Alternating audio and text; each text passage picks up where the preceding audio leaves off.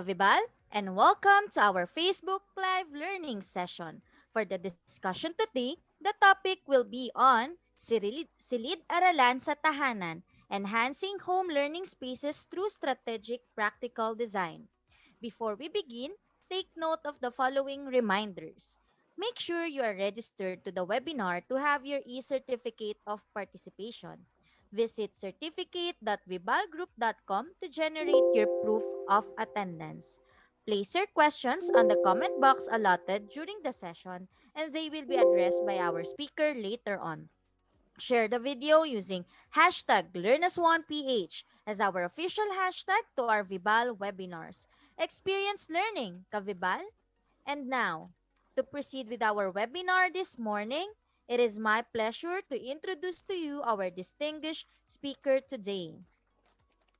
Juan has been immersed in the world of interior designing for 9 years.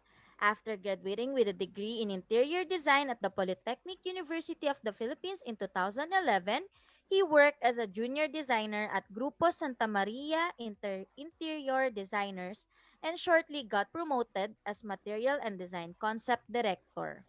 In 2013, he ranked 5th place in the interior designer licensure exam, started doing freelance work, and started working at Vero in 2017 with her partner designer. His passion extends to molding young minds and future designers, something he gets to do through teaching in PUP 2014 to 2015, Mapua University 2014 to 2019, and the La Salle College of St. Benilde 2016 up to present, and as a lecturer in Arc Studio Review Center in Cebu.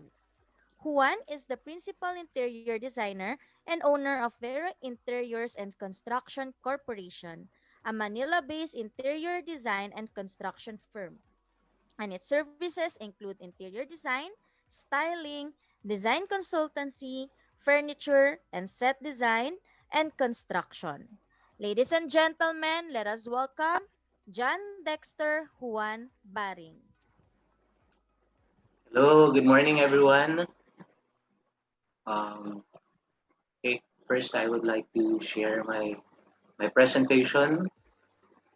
Thank you, Miss Julian and Miss Michelle. First, I would like to acknowledge the presence of our viewers today.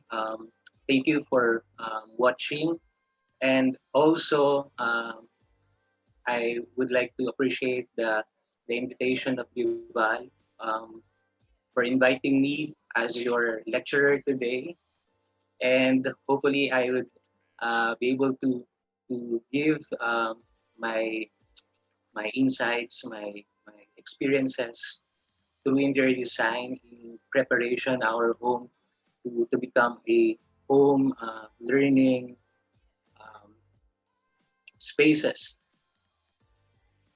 Okay. All right. Shall we start?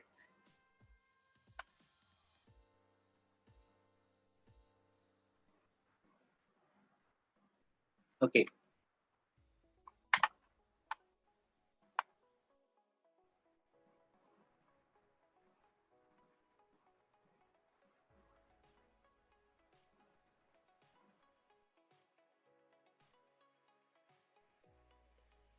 Okay, for our today's topic, um, we will be tackling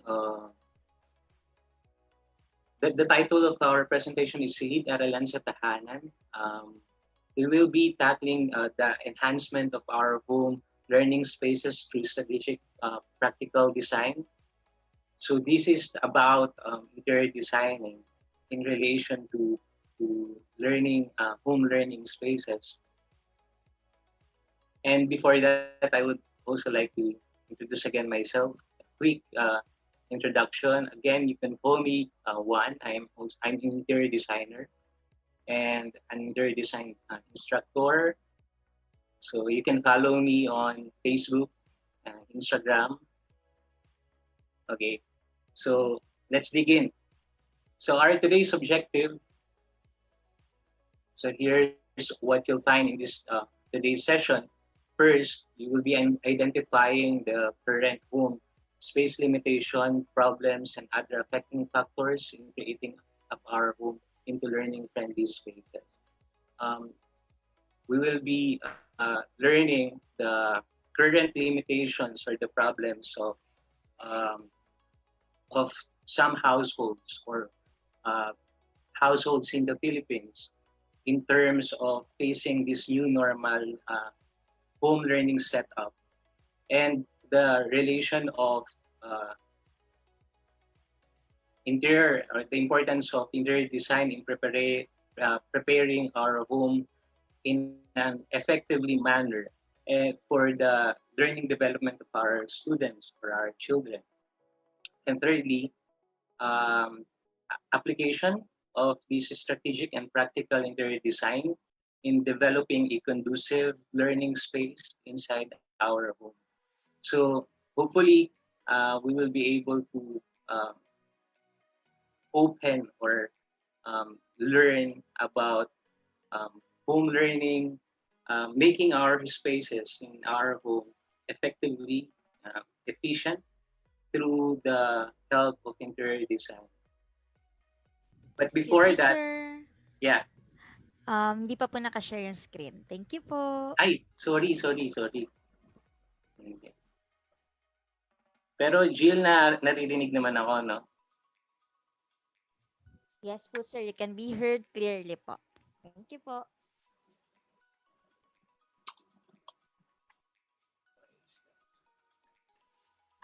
Ayan, nakikita na, Jill. Hindi pa rin po. Bakit kaya?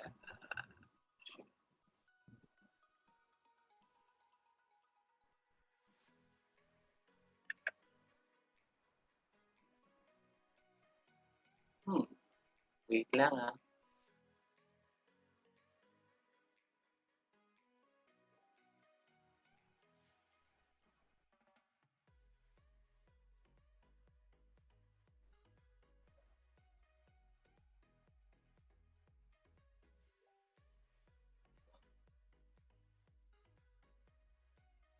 Okay.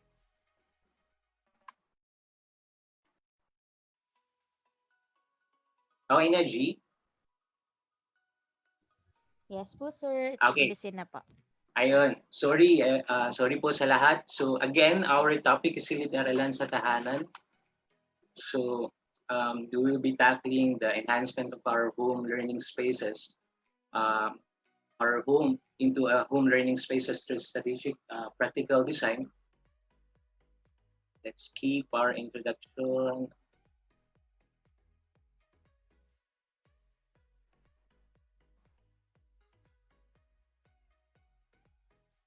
Okay. Again, here's the objectives for today's session. First, identifying the current home spaces limitations, problems, and other affecting factors in creating up our home into learning-friendly space. Second, understanding the importance of interior design in preparing our home effectively for learning development of our students and our children. And thirdly, applying strategic and practical interior design in developing a conducive learning space inside our home. But before that, I would go through with this. Um, I talked to some of my friends who's also teaching, and I asked them what are the main problems that we are facing now in terms of home learning or a distance learning setup. Currently, we are now in a almost close to 110 million population based on the United Nations data.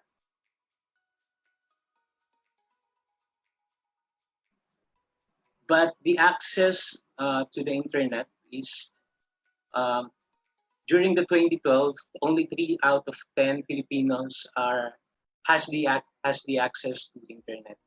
But now in 2020, it's over 73 million people or Filipino has already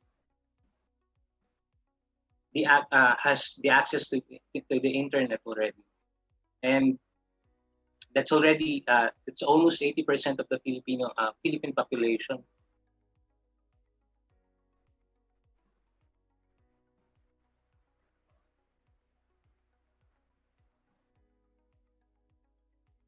But we have over 27.7 million students who are now projected who will be enrolling this coming term. Now, the internet became widely available in the Philippines in 1994, which led to a slowly developing internet-savvy consumers in the country.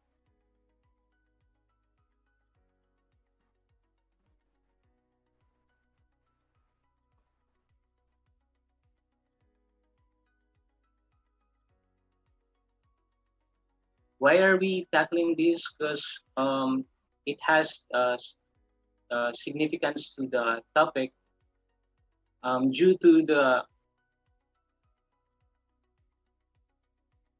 sorry.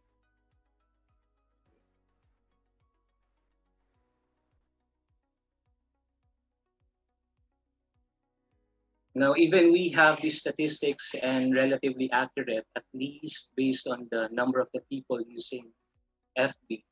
Okay. These particular statistics are based on the people who are using Filipino using FB. So it's 80% of the Filipino population has the access to the internet this year.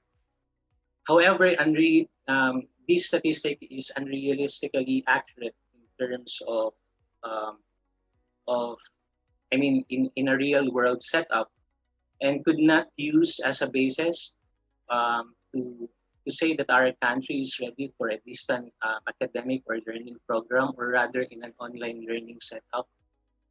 I found out that the most of students in the public schools face this kind of ordeal in terms of internet access, not to add here the capability to acquire good and reliable gadgets. So hindi naman po lahat nagkakaroon ng pagkakataon na makapag-acquire ng magandang gadget. Although they have this access to the internet, but they only use cell phone.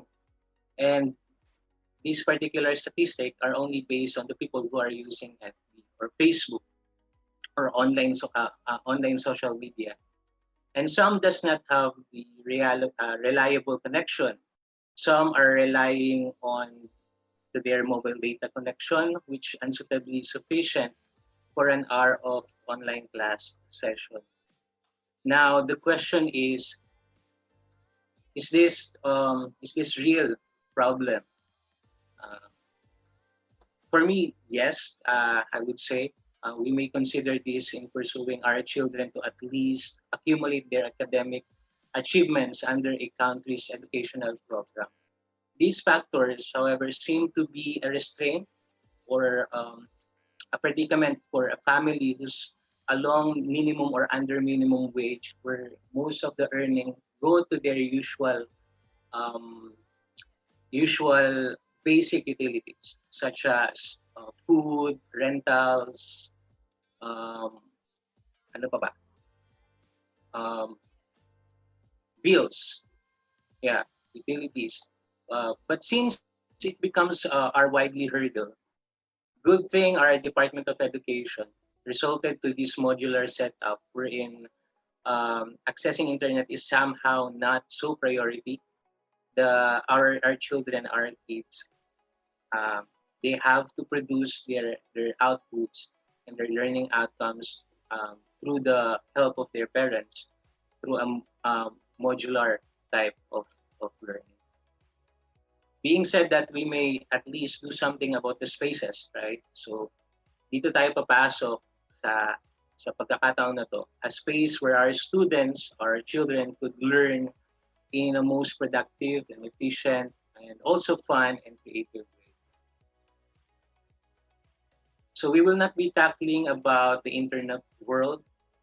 Gusto ko lang i-emphasize na uh, bakit kailangan ng home learning space, an effective home learning space.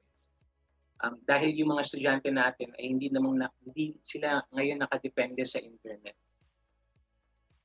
Okay? But they are mostly dependent to their parents, to the help of their parents, to the teachers as well, to the modular and to their assignments. So we will go through some physical and uh, we will uh, we will go through some physical and intangible resolution that would hopefully make their learning spaces comfortable and efficient. I said intangible because interior design is not just about beautiful stuff and decoration like most of the people think about, or any tangible aesthetics. It is more than that, I would say. So let's go through with a little deeper about interior design. In addition, like what I said, according to the Philippine Store, it's over 27.7 million students are projected to enroll in public and private basic education institutions across the country this year, the highest in history according to the Department of Education. Plus, well, the tally is this. The public schools is at 23.5 million. The private schools will have this 4.1, around 4.1 million students.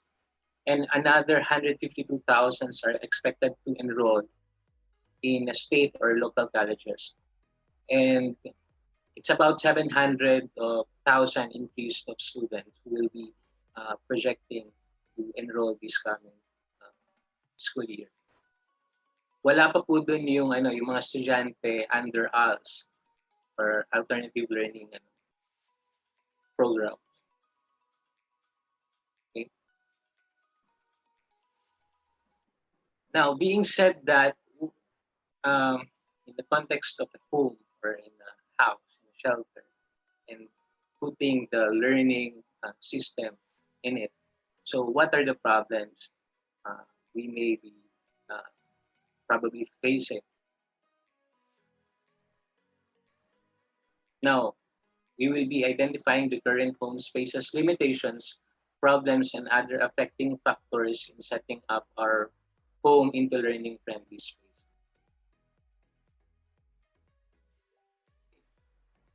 So first, we will go to the availability of space, distractions, improper lighting and ventilation, and familiarity with anthropometrics and ergonometrics. So I just listed four main problems that we may be facing in terms of preparing our home into a home learning space. Now let's go to the availability of the space. Now, according to Wikipedia, space is a continuous area or expanse which is free, available, or unoccupied. The dimension of height, depth, and width within which all things exist and move.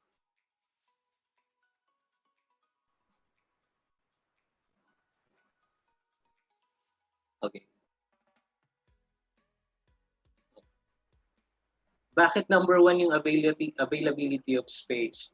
Because most of our houses nowadays are most likely in a studio type unit. Some or most of the houses has no walls or no partitions at all. And the overuse of space actually affects the the study setup or the learning setup of the students inside the home. Now, for a design overview, space is a design consideration that recognizes the importance of empty places in design. Also, in architecture, it views it as a physical environment in which people live and work. So I would say that space is really important in terms of making our lives uh, productive and comfortable and satisfying. So the the manipulation, the programming of the space is really important, especially in this topic, home learning uh, setup. And in some aspect of the design and art, space is somehow a blank canvas where you can create separation between elements, meanings, function, and makes the design significantly appealing and useful. Now, space in terms of housing units and occupancy rate. In the Philippines, according to PSA, housing units is about 24.22 million, and the occupied housing units is about 22.42 million, and the occupancy rate is about 92.57 percent, which is relatively high.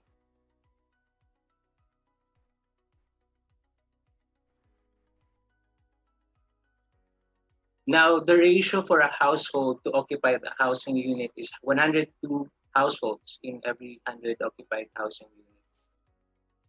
But we have the top three region with the highest occupied housing units. Region 4A has 3.30 million occupied housing units. In NCR, we are the second, which has it has 2.97 million housing units occupied. And Region 3, there are may at least 251 million, 2.51 million. And in terms of occupancy rate, the top three is Region 4, it has 94.66%. Region 6 has 94.31, and Region 7 has 94.22. Now, 80% of the housing units are single attached. Okay? Meaning, may bahay na nakatayo na nag-iisa at 80% of it are the occupancy housing units, 80% of it are single attached. Now, 11% of it is multi-unit residential, yung mga condominium, tenement. 7% is the duplex type, and 0.2% are the other type housing units. Is this relevant to our topic? I believe yes, because these figures also shows that uh, the fact that the growth of space users are increasing and the number of housing units are relatively insufficient. Now, lot allotment per unit is also decreasing, and as an alternative resolution in the increase of vertical housing unit, resolution is the increasing of vertical housing unit. So kaya marami tayong tinatayong mga condominium. And due to this, spaces are becoming smaller in terms of area dimension, and not mentioning the prices, which we are all aware that it's increasing every year. That's why most of the spaces are struggling to provide these house functions. Masyado na tayong limitado in terms of the function of the houses dahil nga sa sobrang liit na ng mga dimension ng mga bahay ngayon. And moreover, these factors and this issue about population and housing, spaces are being now compromised. And so the function as well. Space efficiency and even the development of social, psychological aspects of the user. Kung habang lumiliit yung ano natin, yung spaces natin, naaapektuhan din yung ano natin, yung, yung social life natin, yung psychological aspect natin. It really affects the way we live, our lifestyle, our daily routines, our connection and relation to the space and its supposed function. Because of lack of the space, we tend to mix variety of functions in one space at the same time, and we couldn't somehow notice the problems about it, or well, is it a really big deal for us since we've been so familiar with this kind of living ever since. We're all familiar that our ancestors ought to live in the bahay kubo, where everything is inside that small boxy house. Siguro dahilan yun, or isa yun sa mga reason why we are become more adaptive in terms of our surroundings. Now, it resulted also uh, for us to become more adaptive in our surrounding, in the physical setup of our environment in a way, and we can easily cope up to how environment works. But come on, we're no longer in a pre-colonial era where everything is adjusting in the current setup, especially to these very situations we are in, and we have to face the fact that it's no longer efficient for us and or useful in a sense to neglect the importance of the space and the space itself. And proper programming and acknowledging the user's needs inside a shelter is our top priority. For us, interior designer, architecture, or um, other design bodies, we really put the the user needs or the user on top of everything. So really give priority to the needs of our client and also in relation to the space available. Although spaces nowadays are becoming smaller now, the science of interior design, architecture has been developing solutions to make our life perfectly orchestrated in our spaces and to make our lives more efficient, effective, and comfortable. Um, Interior design is about giving the meeting the needs of the client.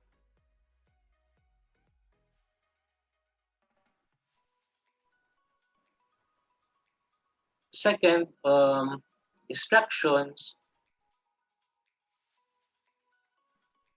So, ano yung mga distraction na meron sa loob ng bahay that would affect the learning system or routine of our students. Ang unang kalaban natin would be the gadgets. Um, it's nearly impossible for us to put the gadgets aside, especially for kids, unless they're really controlled by their parents. Pero malaki siyang distraction sa buhay ng mga estudyante. Um, yes, it's helpful in terms of research, but it could also be a main hurdle for parents, or for the students to proceed or to develop their learning habit or routines or system. Um, I guess kailangan siya ng control at ng disiplina ng magulang. And also we need to teach our students, our children to be more responsible in terms of using their gadgets. Second is the noise. Nandiyan na yan. You cannot take it out sa picture. Noise will always be there. But we can somehow control it or lessen it. No? Secondly, thirdly, the visuals. No? So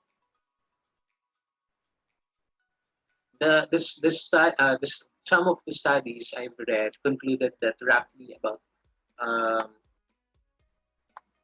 that most of the students in elementary school are distracted by the visuals.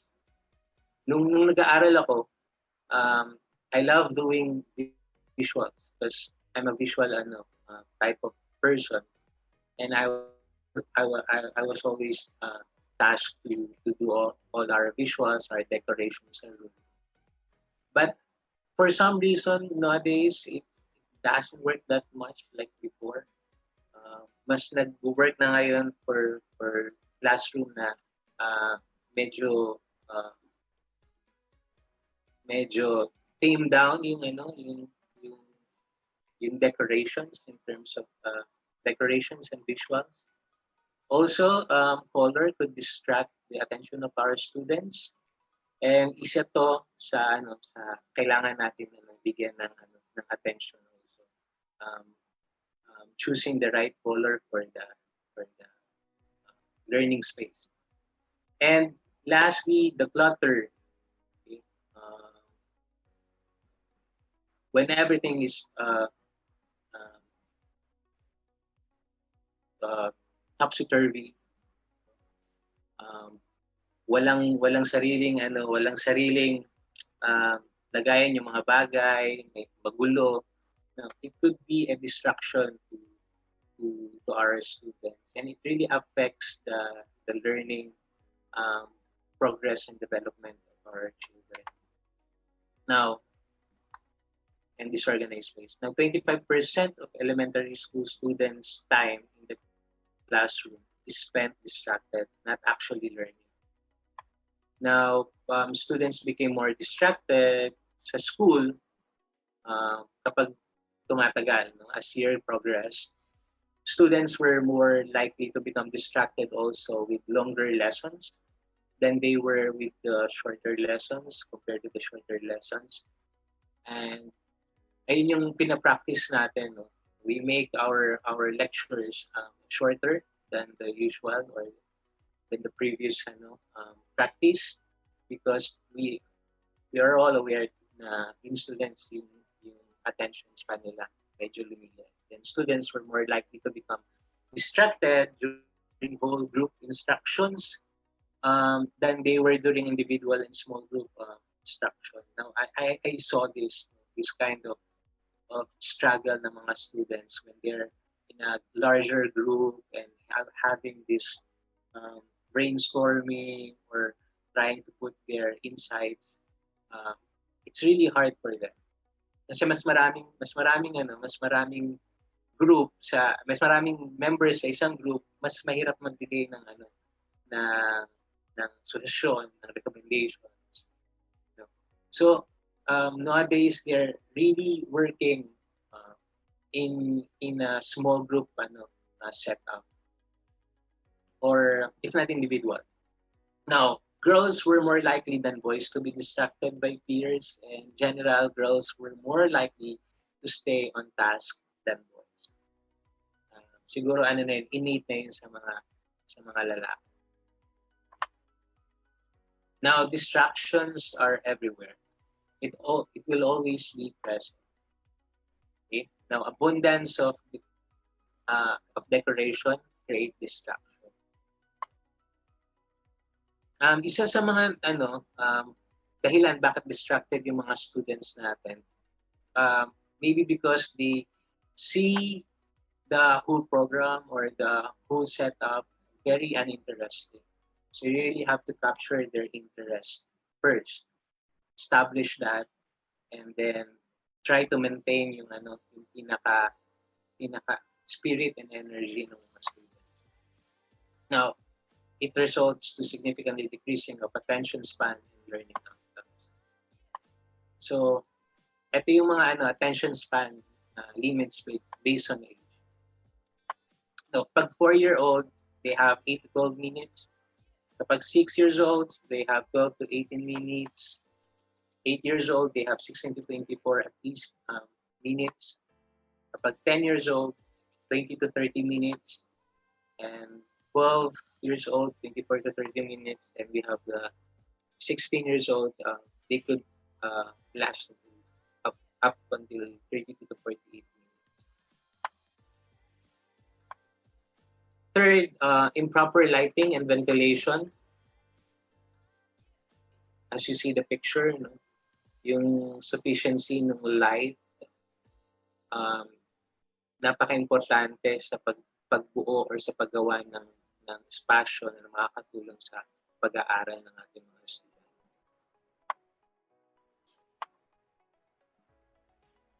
Now, what are the things under improper lighting?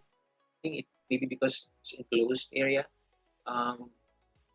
Also, the ventilation insufficient natural light sources, and also the improper use of artificial lighting.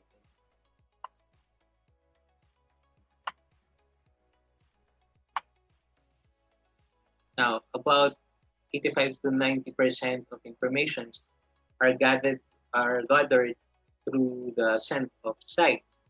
Improper lighting affects the level of productivity, and improper use of lighting elevates the eye fatigue and headache. And insufficient amount of natural light promotes negative impact to our health, as we all know. And insufficient lighting affects learning and children's cognitive development. And too much exposure to blue light can damage our eyes. Okay. Now, the most common benefit of natural light is its positive impact to our health. Now, it regulates our sleep awake cycle and put different hormonal functions. You know, it regulates our hormone properly in place, and it also increases that level of hormone which called serotonin, which are responsible for our sense of appetite, memory, and energy and sleepiness. Importante po yun. Now, how does light affects our learning or impact our learning rather? Now, in humans, now as we all know, the light are detected by retina. Pumapasok siya sa mind natin and it cascades the events take place to regulate many functions in the body such as metabolism, attention, uh, um, stress response, no, and even endocrine function and more. Marami siyang benefits sa sarili natin, sa katawan natin. Yung exposure natin to natural light would give us a uh, healthier body, much awake and energized, I would say. Now, sa mga anak natin, wala pang anak, sa ating mga sa mga estudyante natin, to our children, their eyes absorbs more light, okay, and more blue light in general. So we have to consider that, and especially in setting up our home. Now, the blue light are the gadgets, computers. It could damage the eyes of our students. So in too much exposure, we don't recommend it for our students. And this is because their pupils are generally larger than ours, adults, which means more light could go in to their eyes, and the child eyes are not really that fully developed until their teenage. Now, therefore, children are more at risk of having the sleep-wake cycle.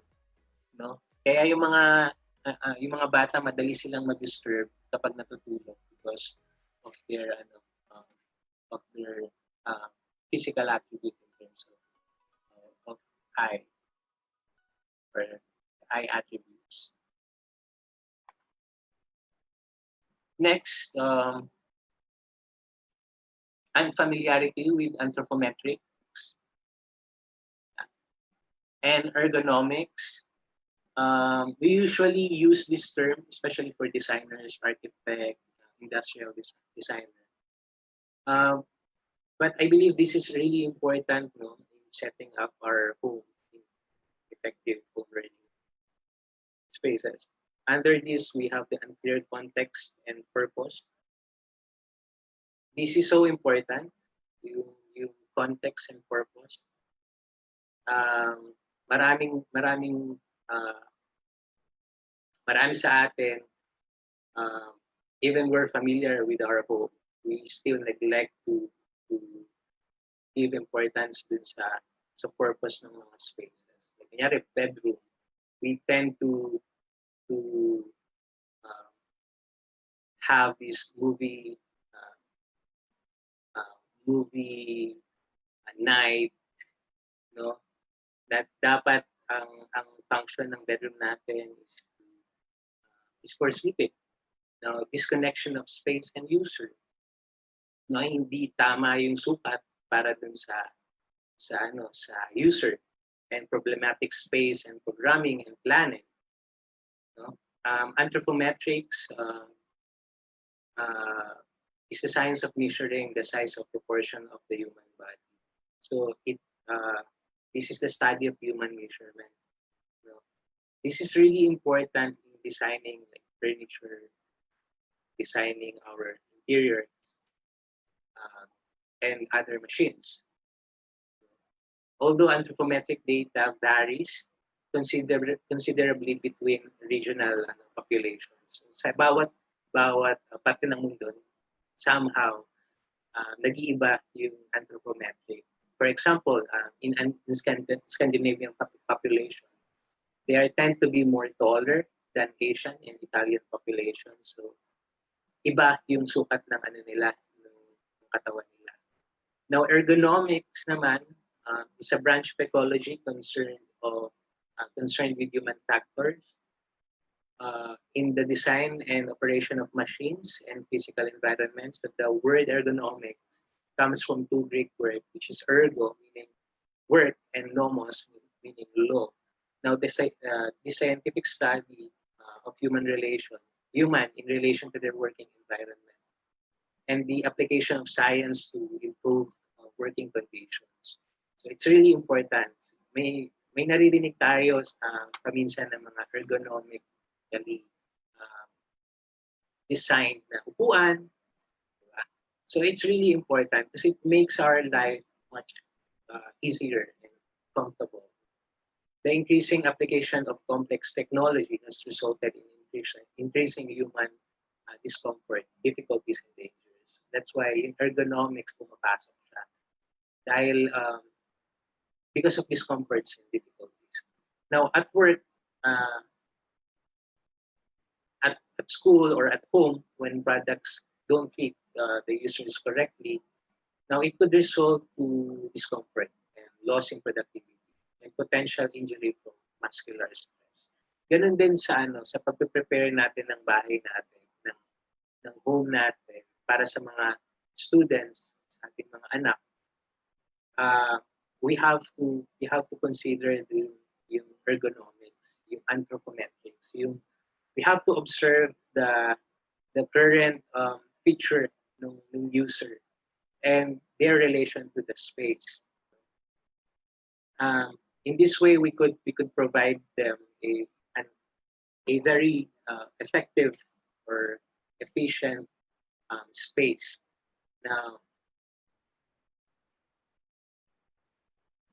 Now see how this study of anthropometry, postures, repetitive motion, and workspace design affects our daily life. And most especially, it used to a more critical and proper ergonomic design. Yun yung sinasabi ko, if we know the anthropometry or anthropometrics or the measurement ng user, body measurement ng user, we could provide a good design. Unfortunately, we often neglect this part. No? Perhaps good and more ergonomically designed stuff or product expresses higher market value compared to economically mass-produced products. Now, in terms of choosing our furniture for our students, like kunyari, study table, we have to consider yung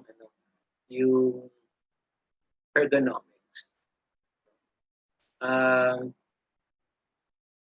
Although, yeah, like what I've said, ergonomically designed stuff or product are much higher in terms of value. Mahal siya. But I guess hindi naman siya dahilan para hindi natin ma-accomplish or ma-achieve yung ergonomically designed or fit or mabigyan natin ng magandang space yung mga students natin. Kailangan lang natin mamili, no? We have to choose properly, and we have to research kung ano ba yung fitted or suitable for our children and for our students. We have to be more considerate about their needs. Now, about the context and purpose, the unclear context and purpose in relation of space planning is really crucial. Now, this is somehow, I could say, the heart of the effective design. And unfortunately, I must agree that often than not, most of us failed in establishing this context and purpose of the space. Hence, we create a space that is inefficient, stressful, unproductive, dull, no? Kaya nawawala yung attention ng students natin, or we diminish at all the sense of clarity. And later we can notice that everything is already all over the place. We already formed a habit that is really hard to break. Now, establishing and maintaining context and purpose of the space requires discipline and consistent practice. Kapag ang kitchen supposed to be for cooking, and then siya yung context. So yung studying, it's must give its full function to the user with with utmost effectivity. I remember when I was in a preschool year, sobrang tagal na, we were given a task to familiarize the whole classroom and even the whole facility ng school. We are also tasked to familiarize functions, location of toilets, yung mga ganung bagay. Simple man, no? School supplies, storage, utility, and cleaning area. And we were taught how to maintain it and respect as well yung every corner of the room. So sobrang sobrang siyang nakakatuwang gawin. So, hindi kami gumagawa ng mga academic things, but we appreciate our environment. Now, this kind of because in this way we can become more responsible and disciplined. Through this, we became more disciplined in maintaining our work, speak and stand, clean, inviting, and comfortable as well. And above of it, of course, conducive sa pag-aaral. I'm not sure where exactly is much easier to apply this concept or theory of setting this context and purpose and intention. No? Yun yung pinaka-silver word, yung intention ng space. Is it much easier in the house or in the classroom? I guess, for my own view, both serves a very challenging action to do this in keeping our clear context and purpose and to put it in practice. But this is quite considerably a very fun idea and part for parents and children. No? Masarap siyang gawin actually for parent and children yung setting up this context, this purpose, and maintaining it. As a parent, it's our responsibility to educate our children na, anak, this is the place for your study. You have to maintain this. Okay? You have to take care of it. You have to put your things back to its storage. After working, you have to clean your table. So these things are really fun to do. And I know our parents could do it more fun, okay, or funnier and exciting. So I would say that the chunk of this work belongs to the parents, most especially sa panahon ngayon, no, in educating the children about the importance in respecting our space or the space and its function. Which lead me to this. Yung disconnection ng space and user, yung ergonometric is basically the relation. Aside from anthropometrics and ergonomics, meron pa kami tinatawag na ergonometric. I'm being so technical right now, pero I hope this would help you. So yung ergonometric is basically relation of the space to the user and vice versa. Now this produce basically determines the relationship of the user to its environment to perform satisfactorily. For example, when is the best time to cook? No, for dinner, or for students, best time fit to study. Now we can call it work measurement. Now, this is important in making space productive and progressive learning spot, especially sa setup ng mga bahay natin na open space planning siya, in a studio type setup na sa isang box nandun lahat ng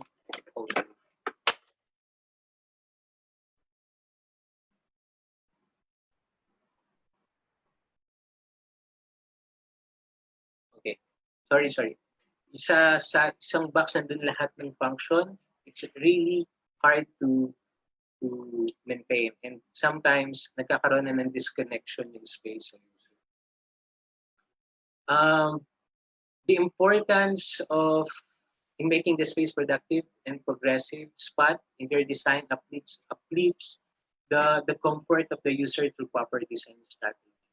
There should have at least the location for every specific function, time for every specific task or function.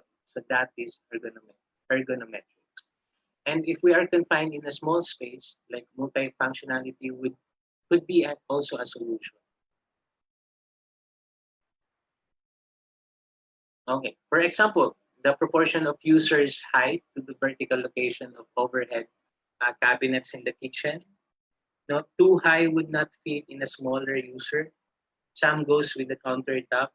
So we really have to make a design perfectly fitted for the user. As simply as this, outlet location for which is placed too low for a senior citizen, na nagkakaroon ng disconnection yung space dun sa user. No? This space and user connection is essential in building or composing effective space programming and planning. In this particular topic, observing the users, most especially our children, would help us provide a better space planning. Their learning behavior or study habit would somehow essential in plotting a user-centered space design. Okay? So, technically, ang trabaho natin bilang parents or teachers, we have to observe our students, how they do inside their home. I mean, how they work inside their home. No? Saan yung best spot nila, anong oras sila nag-aaral, okay? Or do we have to modify it, or we have to teach them and guide them to somehow make their habit more effective? No, it's really up to the parents. Malaking bagay siya. Now, let's go to interior design. It will answer our objective, which is understanding the importance of interior design in preparing our home for distance learning program. After sa design practice namin, it's really crucial and important to establish the problem before we go to the solution. Since we have the problems na, punta naman tayo sa solution. Now, definition of interior design. What is interior design? Hindi lang siya decoration. This is an art or practice of planning and supervising design, execution of architectural interiors, and furnishing of the space. Now, interior design is also an art and science. Science of enhancing the interior of a building to achieve a healthier, more aesthetically pleasing environment for the people using the space. Decoration is simply making space aesthetically beautiful or pleasing. It could be an eye candy, visually pleasurable. However, designing goes beyond this. You can always create new decoration, and you can only satisfy the eyes. But you cannot give the full function of the space. Now, designing for me is calculation. Here. Designing for me is a calculation of every inch of a space in developing function and beauty at the same time. Optimizing the use of space in all possible way to provide satisfaction first, the fulfillment of human satisfaction, comfort, yeah, and the sense of fulfillment. This is a soul uplifting journey, not only for the designer, but most especially for the users. Effective design product is an ending loop of human satisfaction. Design is progressive, relatively progressive, and developing at the same time. And it will never become useless. It will always satisfy the needs of the user. It will always satisfy us. Now let's go to the solution. Now, understanding the importance of interior design in preparing our home effectively for learning development, applying strategic and practical interior design in developing a conducive learning space inside our home. Now, first, okay, sa bahay, we have to find the perfect spot. Okay, nandito na tayo sa solution. What is the ideal location for studying? Ang sagot ko dyan, you have to let your children choose their place. Merong tinatawag na metacognition or self-aware students do better. So, it is defined as awareness and understanding of one's own processes. No, the idea is more of psychological approach, wherein we are encouraging the students to consciously choose their study area where they can create a study habit. No, I read this research from Vanderbilt University in Nashville, Tennessee. They conducted this specific study, and they found out that those who were effective in choosing their study habit were most likely successful in their classroom. So it's really important that we must establish a study habit. And isa sa mga way nun, the students must choose their study area. Okay? Hindi tayo magsaset nun, but we will let them to choose their space, their turf inside the home, where they can be more productive and effective. It is ironic to hear in this kind of recommendation for an interior designer, especially in a very technical and highly specific design process. But actually, this is ironically also working and effective. It most likely 80% effective. We do this. We do this. It's additional process sa amin. Engaging ourselves to the user, observing them, and letting them speak about their comfort and their habit and their routines inside the space. It's really important. Now, upon or upon letting our children choose their place, we must also value the comfort, security, and accessible. So it's a negotiable thing, part between parent and children. If you find that the space neglects security or compromise security and accessibility, you could talk to your children, to the students na you have to find another space. So this is somehow a negotiable part. Now, number two, after that, upon choosing their space, you have to also look for the good source of light.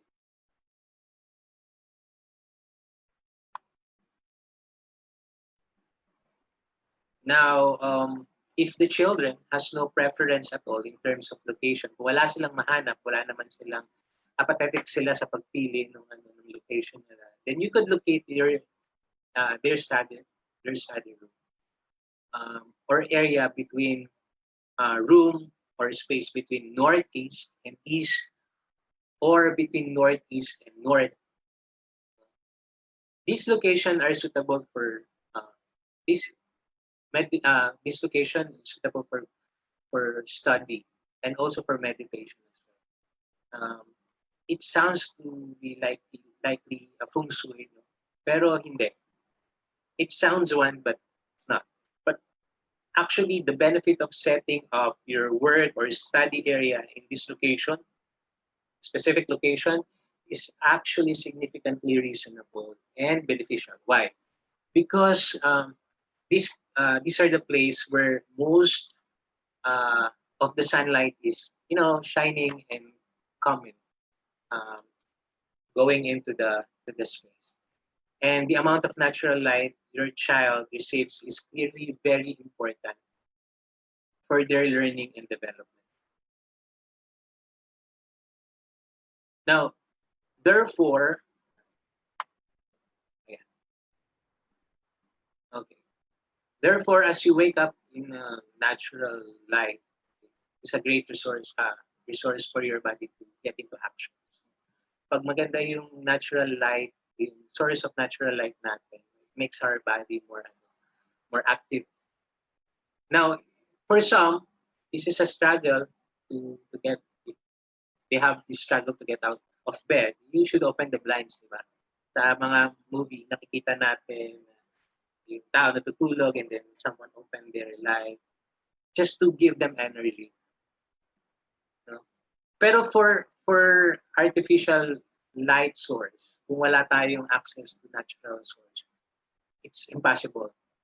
You have to at least um, put 10,000 lumen or lux at 25 centimeter industry standard. And you have to still wait for 30 minutes so that you feel that effect sa body mo. No? Kaya importante po na meron tayong natural light. Now, often just 30 to 15 minutes exposure to natural light are enough, to trigger and release these hormones, the happy hormones, the endorphins. It's important in preparing our children first thing in the morning. Kailangan nila ng araw, ng natural light, para meron silang energy to do their task. Now, organization, classroom in educational building should incorporate 300 lux. So very technical to. While classroom for adult education, about 400 lux. Yung artificial source of light na kinakailangan ng space ng room natin is about 300 to 400 lux with maintained illuminance. Yung illuminance is a light level or a total luminous flux incident on a surface per unit area. So ito yung tapon ng ilaw dun sa pinaka-surface area na. Okay?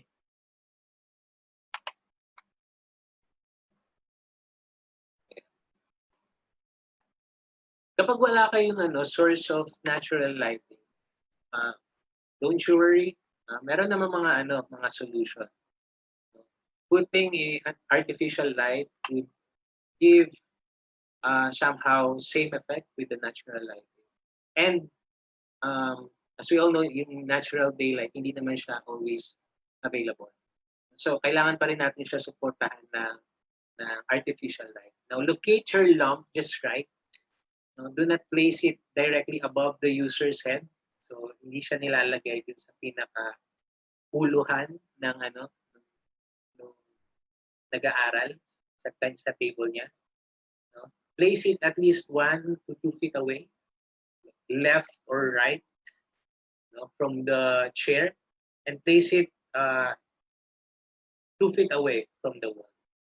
So, kailangan niyo siyang ilayo sa wall at least 2 feet away para magkaroon ng wash effect.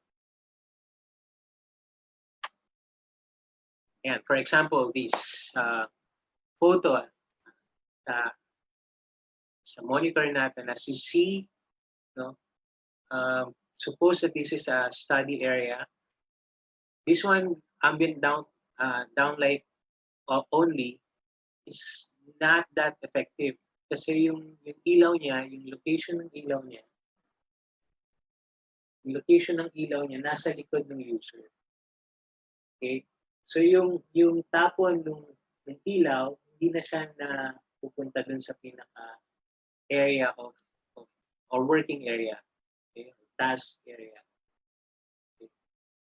Instead of this, you could place your lamp or your light, you know, just rightly above front, no, sa harapan ng user. Okay? And aside from that, you could also put task lighting. Ito yung nakikita nyo sa ilalim ng cabinet. We call it task light. This is ambient light, general light. That's where we get the most of light. No? But the task lighting is specifically designated for a working space, task lighting. Sa table natin, we have table lamps. So, isa yun sa mga task lighting.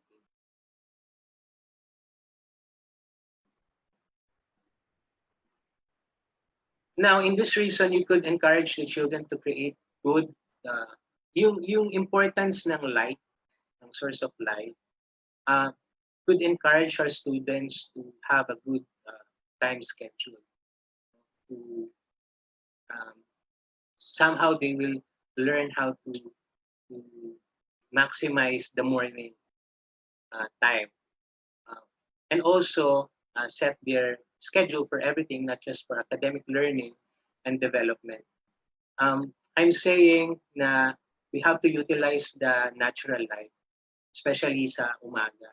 So I would suggest or recommend yung students natin, the best time for them to study is morning, para at least matatapos nila before lunch and they could do other things. And then makakapagpahinga sila ng mas maaga. Now we are building this kind of system and routine and habit.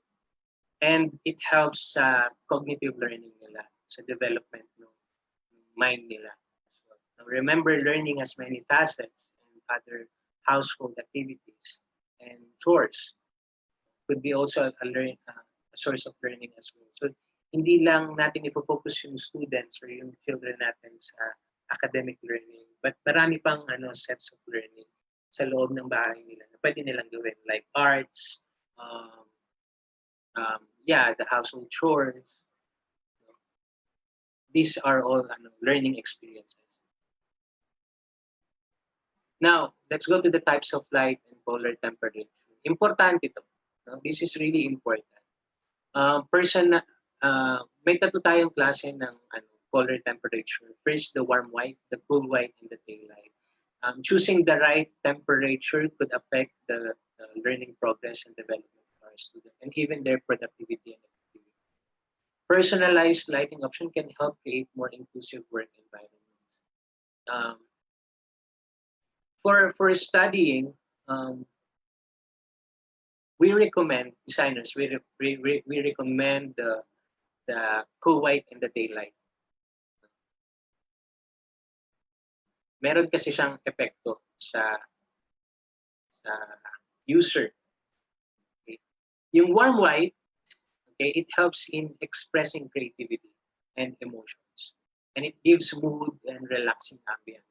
As we all familiar with the mood light ng mga cafe, no? Somehow it calms us, no? It gives us this relaxing ambience, and also it gives us this excitement to create something. Di ba kapag nagsusulat ka in a yellow light, somehow it's effective.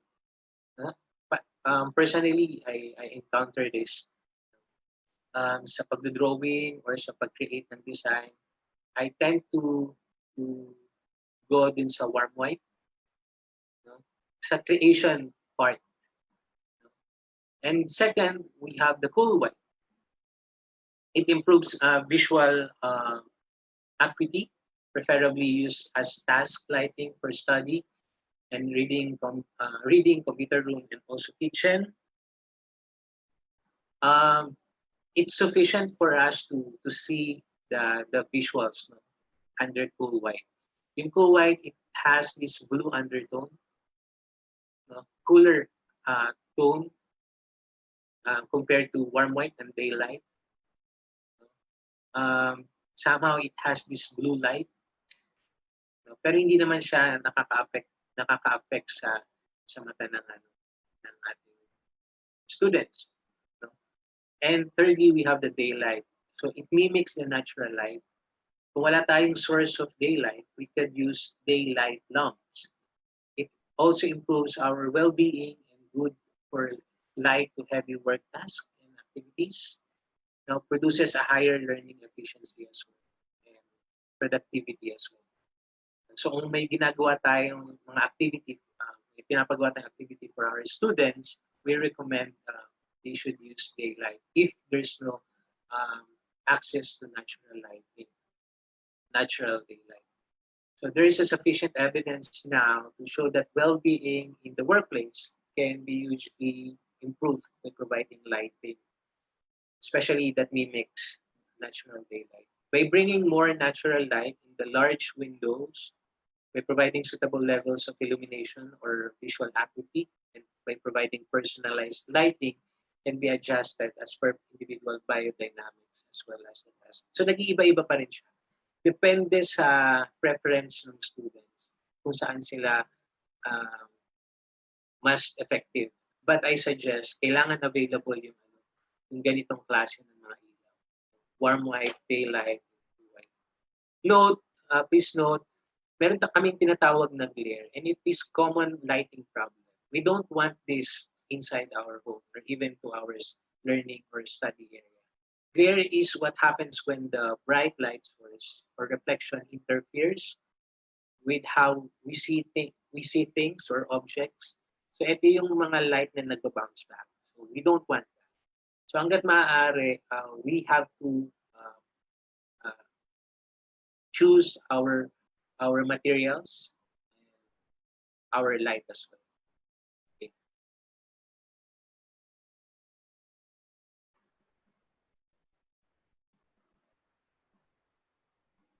Number 3, okay, ideal location. Really, it should has this good source of ventilation and cooling system. As you see din sa pinakaano sa photo, this is a sectional elevation of a building. And the blue arrows, the wave arrows, okay, ito yung mga yung takbo ng hangin sa loob ng bahay. We call it the passive air cooling. It's really important na meron tayong access sa passive air cooling.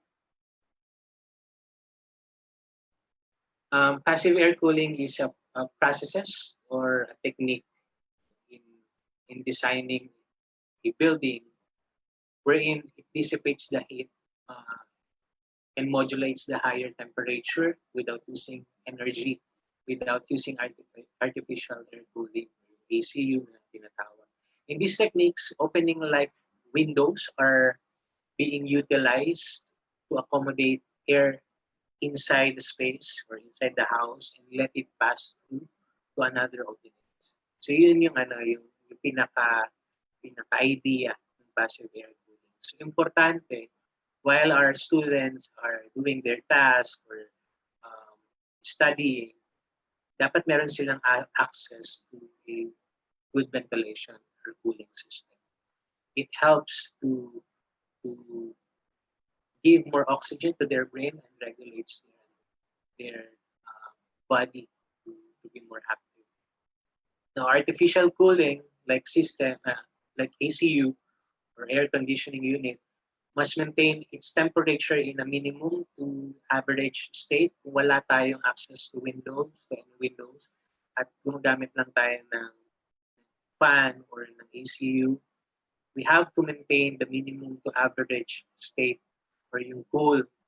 A lower and a higher temperature could ruin our children's focus and create an uncomfortable and irritable sensation during their work time or study hour.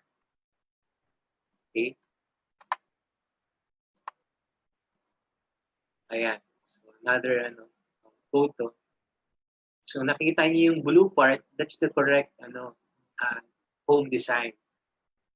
Yung sa baba, pagpasok ng hangin, wala na siyang lalabasan. Okay? Now, the air becomes more hotter. No? So, kailangan yung air, may pinagdadaluyan siya paloob at may pinaglalabasan siya. Okay? Okay. So, another one. So, ito po yan. Now, inside airspeed, nagre-reduce siya up to 35%. Inside airspeed, 35 to 44. If our house has a bigger window. Also, partitions and obstruction inside the house could affect the flow of our air. But ito hindi naman ito masyadong binibigyan pansin. Now, what else? Now, by providing our children, our students, a good and effective learning environment, we have to provide them we have to provide them this storage system and organized system. What is an effective storage? One, storage must be reachable. Napaka-importante na yung pinaglalagyan ng gamit nila ay kaya nilang abutin. Don't make the lives of our students very inconvenient in terms of getting their stuff. Because it could also lead to distractions. Always place storage or an organizer for necessary and most frequent use materials and tools. Hanggat maaari, nasa tabi siya ng table. Okay? Or nasa table siya. Now, other materials and supplies should be placed on the upper part of the shelves. So yung mga bagay na hindi natin ginagamit, we can place it above sa mga hindi na nila kayang abutin or we seldomly use. Or in the farthest section of the storage unit or cabinet, pinakalikod ng cabinet. It's a typical tip. Second, segregation. I don't know kung lahat kayo ginagawa to, but this is really important. I saw my sister doing this. And I find it efficient in terms of getting your stuff easily kapag meron kang segregation system. Para siyang nag-segregate ng basura. Nabubulok sa hindi nabubulok. Ganon din yung idea. Always segregate according to its use or function. Lahat ng mga pencils, pens, dapat magkakasama sila. Papers, dapat magkakasama. Lahat ng klase ng mga papel. Okay? And other materials. Like, kunyari, ito sa nakikita nyo sa photo, may yarns. So, lahat sila magkakasama. Okay? And you could also segregate according to its color. It's much easier for our students to recognize where to get their stuff kapag merong may color designation. And also to sizes. So yung mga malalaki, you can place it somewhere under the storage or dun sa pinakamataas, no? Kasi hindi natin sila madalas na ginagamit.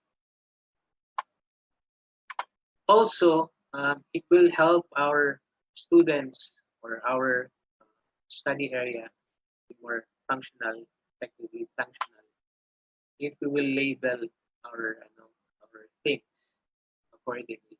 So labeling helps to access the storage easily. You can make it exciting, doing this. So sa pagbuo ng space, it's important yung presence ng bata, ng estudyante natin sa loob ng tahanan. Kasi it's their place, it's their turf. So kailangan meron siyang personal touch. So you have to let your children, your students to do like this. Like kunyari, yung paglalagay ng mga gamit sa bottle or sa storage box and then labeling. Masaya siya. Somehow it's a learning experience as well. In this way, you could teach your children to become more organized and disciplined. Okay.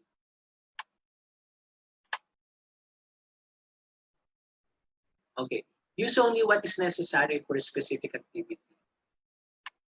As much as possible, um, you have to maintain your table um, clean, you know, and available all the time. So you will just get those necessary stuff and material for a specific activity. Kaya importante yung storage system. Kung if we cannot buy good storage system and organizer, it could what you call this improvise. Like sa photo na nakikita nyo, uh, gumamit lang siya ng mga recycled boxes and then binalutan lang siya. Somehow, it helps the students also to be more creative and um, itinatawag kami ng madiskarte. No? You don't have to spend so much for making your space beautiful and effective and functional. You just have to be more creative lang ng konti, no? To organize your stuff. Ang importante dito, lahat ng mga bagay nyo may pinaglalagyan. Okay? So that's the key. All things must have their own place or home na tinatawag. So yung mga ballpens nyo, dapat may sarili silang bahay. Mga lapis nyo, yung gunting nyo, meron silang sariling bahay. Lagi natin papaintindi sa mga students na this is their home and you have to respect it. You have to be more responsible in keeping their home organized. Para pagdating ng pagtapos ng kanilang activity, they will respect that home. They will bring back yung material or yung tool na ginamit nila dun sa kanilang designated box, which is yung pinakalimang yung number 5 natin, which is acquire and return. Student must consciously remember the designated location of every school materials and tools and practice returning it from its home once they are finished using. Napaka-importante. Importante niya. Through this, we can avoid that clutter and disorganized space. So do not put so much stuff on your table. And, instead, provide home for every stuff na meron kayo. Okay? Next, okay. In minimizing distractions, first you have to choose your appropriate color. Okay, color have an influence on our mood and emotions. That is a very well-known thing for every one of us. It affects us. The colors affects us. So I was wondering if I could, use these colors to improve the study habit or the development of our learning development of our student. So what's the best color for studying? Surprisingly, ang effective na colors according to the studies, recent studies, colors that can improve study performance.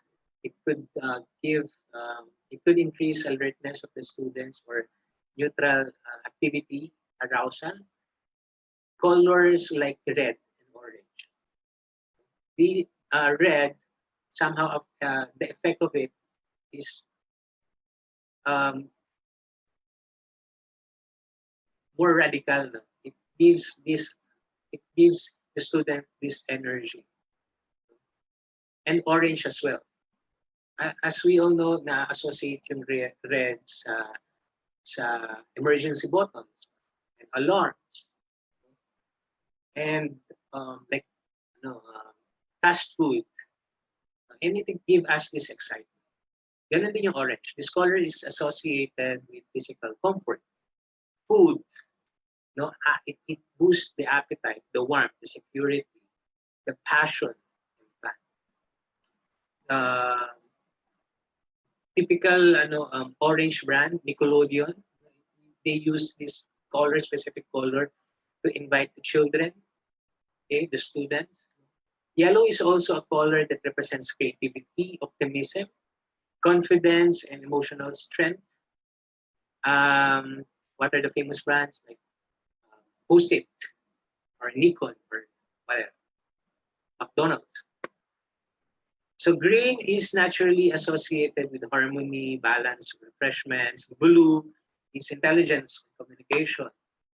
And somehow, as a designer, these are all good colors. You can use it inside your home, but in a moderate in a moderate way.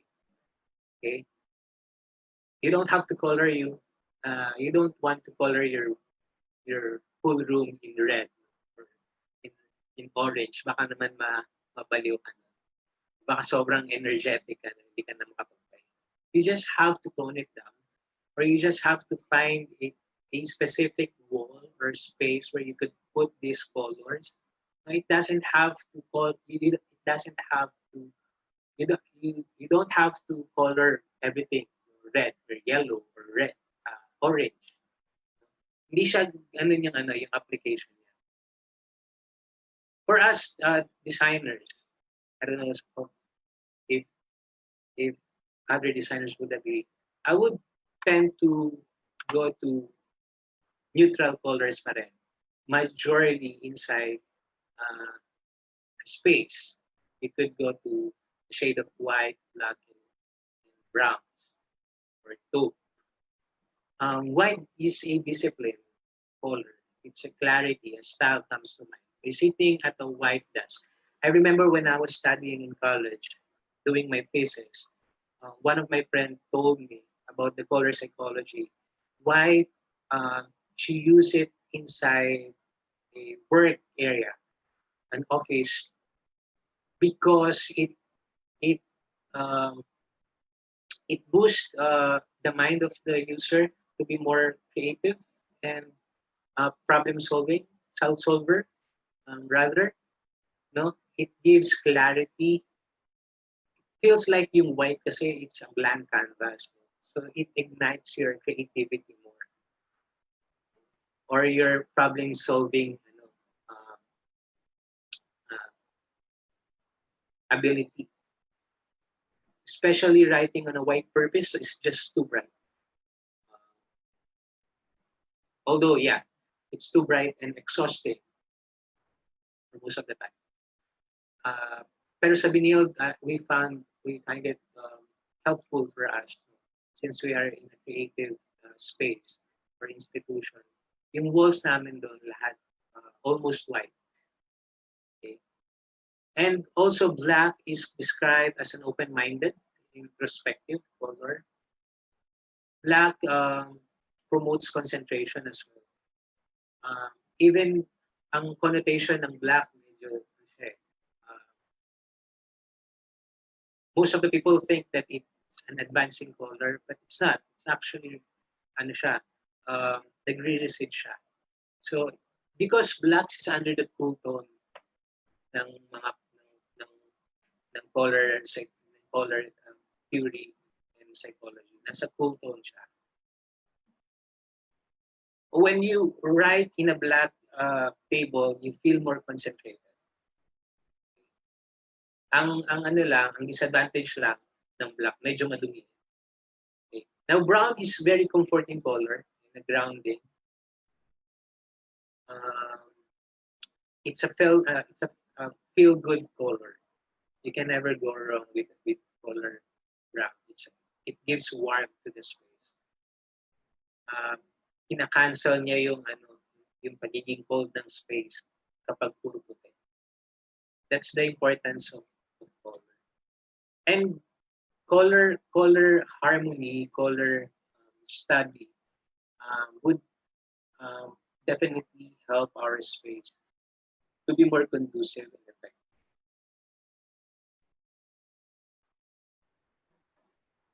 Ayan. For example, this is under cool, under brown shades. Meron tayong white, meron tayong taupe, meron tayong skin tone. This is somehow give us this calming effect. Now, to break that, you could at least give colors din sa mga accessories. sa decorations, but in a minimal proportion or scale. I always teach my students to always be in control in doing design. If you have white walls, you don't want it to become dull, so you will put colors on it, but in a minimal proportion or in a proper proportion of colors. Napaka-importante ng kulay sa loob ng space. Pero napaka-importante rin ng control and balance. Okay? And yeah, putting your or decorating your space with like kunyari hanging theme ballpen holders, shelves. Now it becomes effective. Like I said, you have to maintain your table, your space in a minimal state. Kailangan meron kang room para magtrabaho, mag-aral. Hindi yung table mo intended for all your stuff. No, this is for your productivity. So ang gumagamit ng table ay tao, hindi bagay. So you have to control yourself in decorating or setting up your spaces, your study area. Okay. Next, minimizing distraction. Isa sa mga solution dyan, you have to face the wall layout. So this is a kind of layout wherein students or the learner or the children facing the wall.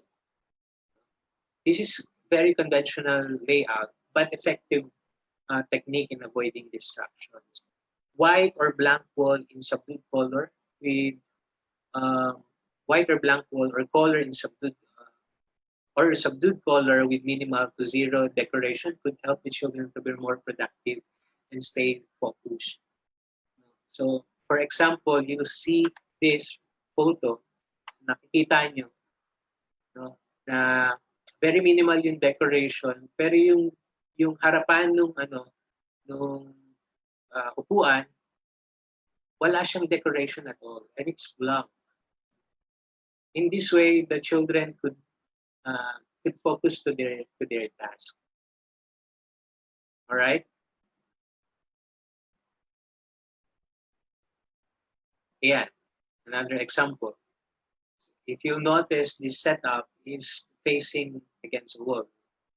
Meron kang white, tapos binrake siya ng brown, and then a pop of colors like yellow and orange chairs. And if you notice yung control ng decoration and materials and stuff, it's really important to maintain your space conducive. The more you see stuff or decoration, the more you become more distracted. Now, this display children actually notice and interact with the most of all are those of their own work. Now, it makes them feel proud. Eto, importante kung meron kang separate, like kunyari meron kang study working area. Importante rin na maglagay ka ng community area wherein they could post their achievements or arts, or where they could write something, express themselves. It's really important. It makes them feel proud. Part of the school community and a legitimate player in the school story. They are, however, not interested in anyone's success. May ganung ugali yung mga estudyante. They are more focused din sa sarili nilang gawa. It may sound a little self-centered, pero yun yung totoo. So as a primary function of school displays and even sa home setup should be to allow children to see their own work around the classroom and school walls or home walls. Don't just choose the best unless, of course, you are seeking for actively disengage some students from school community, for mga children. Hanggat maaari sa mga teachers natin, wala tayong favoritism. But But but we have to also naman na give compliment to everyone. Now, unclear again, this is about the clearing our context and purpose. Meron kang separate area, again, for studying and academic purpose. Then meron kang creative part. Okay? Sa bahay natin kung maliit, pwede tayong may certain area for studying and then small wall intended for gallery or posting their works or making some notes, whiteboard, small whiteboard.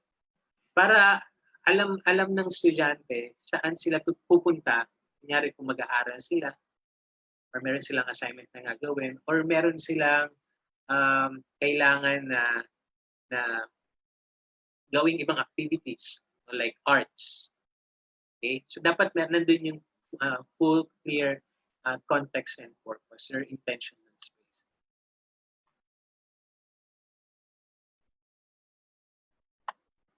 Yeah.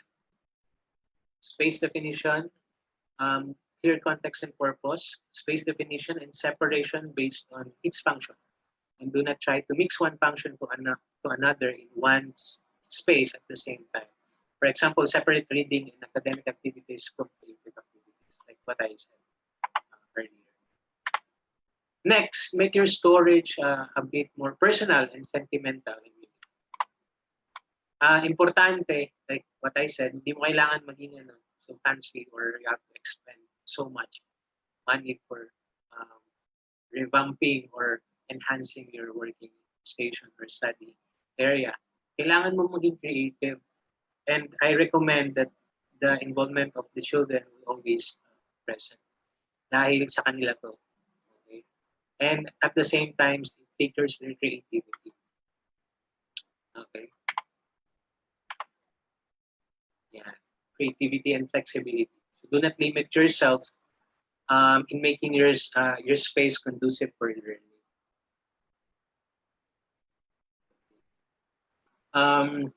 Maraming limitations ngayon. Funds, finances, space, in terms of space, availability of materials. But I hope that our students and our parents would resort to this part, which is creativity and flexibility. We have to educate our students, our children, na hindi mo kailangan gumastos. No? You can make beautiful things out of recycled materials. No? You can make your home beautiful and functional at the same time. Effective. No? Through the use of through repurposing. No? Through boxes,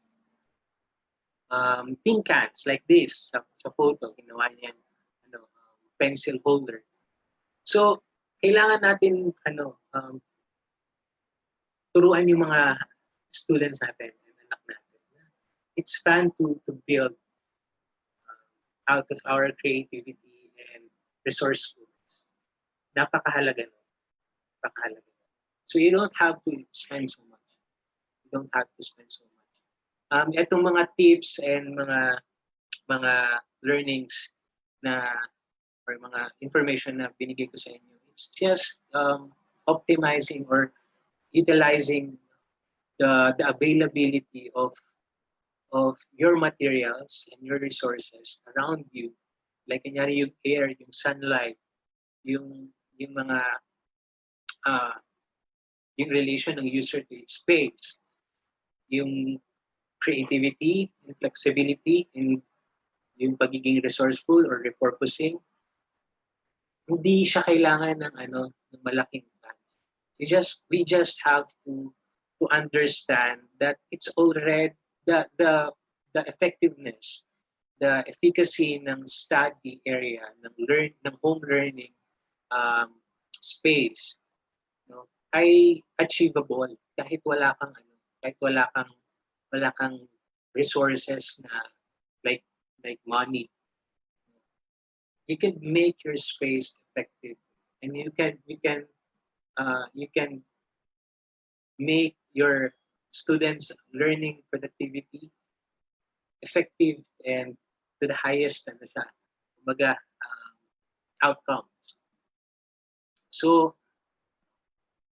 yeah, that's the importance of interior design. It's not about buying things and stuff and making your learning space beautiful, but actually understanding your surroundings, the elements that's available around you, and utilizing it to for you to be able to provide that space, effective space. Um, that's interior design. No? And do not forget that to make it enjoyable sa part ng mga students. Fun is really important. Yun yung pinaka mag-anchor din sa desire ng students to learn. Kapag masaya sila, they will continue learning. Kapag hindi na sila masaya at uninteresting na yung mga ginagawa nila, they stop. No? Ang tendency na burn out sila ng mabilis, ng maaga. So we don't want that. So as much as possible, we have to make as the space, the experiences fun and interesting. I remember when I was a kid, wala akong uh,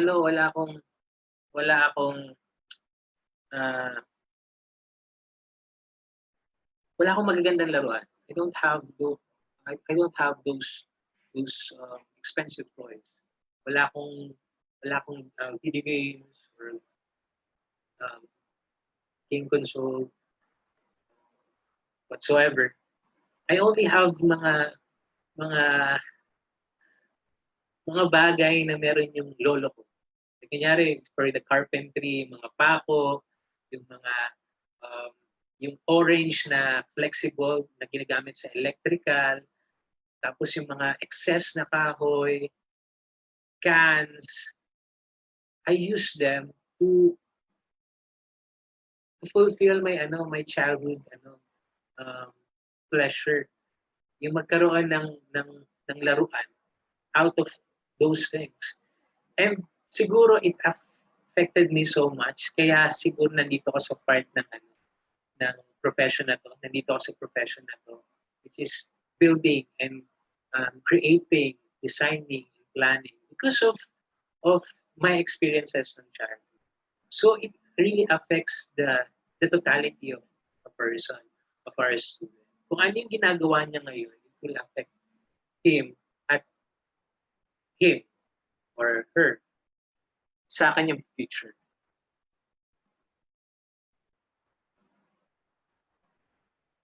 Okay, now I'm wrapping this up. Thank you, Julian. Now, for me, learning must be fun. Experience, and every experience must tell a story. That's really important, the story. Now, learner must be the storyteller. Walang ibang magkukwento kundi yung batang natuto. Okay. And lastly, I would like to give importance dun sa user, because designing is about envisioning the user in a blank page. Napaka-importante sa pagbuo ng design, kailangan nakikita mo yung user. Okay? At yung pinaka-canvas. So, that's it. I guess I were able to wrap everything smoothly, I hope. No? And I hope, guys, you learned a lot from this session. No? Hindi siya yung typical na tips and hows, but really understanding your environment and the user. Okay, and yeah, giving importance to interior designing and space programming in building our home space learning. Okay, especially for this time na tayo naka-quarantine. Yung space natin, yung home natin, very important. That's it. Thank you so much. And yeah, thank you, Vibal. Thank you, Jillian. And There we have it. In behalf of Vibal Group, magandang araw sa ating lahat. Thank you. God bless.